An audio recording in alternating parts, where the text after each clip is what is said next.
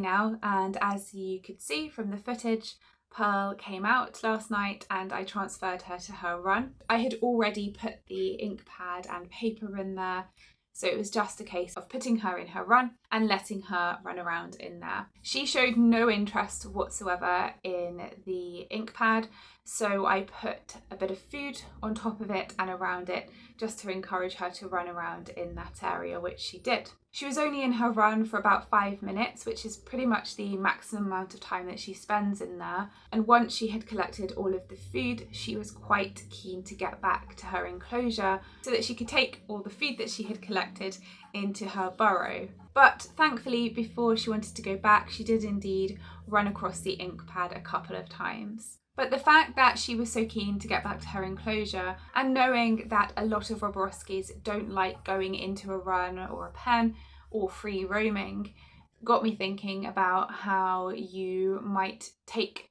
the paw prints of your hamster without transferring them into a run if you don't have one, or if your hamster doesn't like going into one. So I also tried getting her paw prints by putting the ink pad into her enclosure. To do this, I cleared off one of the platforms on stilts in her enclosure and put the piece of paper on it, and then put the ink pad on top of that.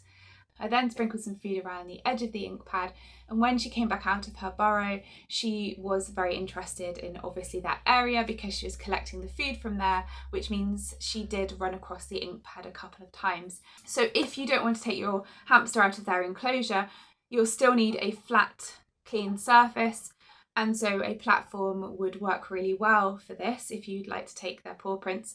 But obviously, as with the run and any method that you use to do this, it's really important that you don't leave them unattended at all with it, just in case they show any interest and start to chew it or move it around, and possibly even flip it over, which is when the ink side would be exposed. So it needs to be a fully kind of controlled and monitored situation. And so let's see the results. So you can see on here how she has walked around, and you can see that some of the paw prints are lighter than others. So you can see some of the paler paw prints sort of here and here and here that are full paw prints but just very pale, and then we have some smudged areas where she's walked over the same spot more than once, and same with here and here. But then we have this print here, which is a full darker print, and I think this print here as well, which is a kind of undisturbed full darker print. So I could definitely do something with this, or I could just keep it as it is to show her paw prints that have sort of walked all over. Okay, let's look at the next card. You can see the lot of smudges here where she's walked in the same area a lot. I think that's when she was running around carrying the peanut and trying to pick it up, etc. Over here we have a few clearer paw prints. I like this one actually here. This is the final card. This is the one that I did inside the enclosure. For some reason, the prints haven't come out as dark on this, even though there was still plenty of ink, but there is less smudging on this as well. So as you can see, we've got some really nice clear prints. We've got this one and this one in particular. This one's also cute. And then this one is a little bit smudged, but cute as well. So they're a lot paler, but you can still see her paw prints. And I know that the ink hadn't run out because after I had finished with Pearl, I took my dog's paw print again. So I'm really pleased with the results, and I'm definitely going to keep all of them and use them. As with the dog's paw prints that I showed you earlier in this video, I'm thinking of putting her prints in a frame with a photograph of her and her name. Maybe I'll decorate it a little bit. I was thinking of maybe some pressed flowers or something like that around the edge, but I'm definitely going to use it in some way. It's a really nice keepsake showing her little tiny, very cute paw prints.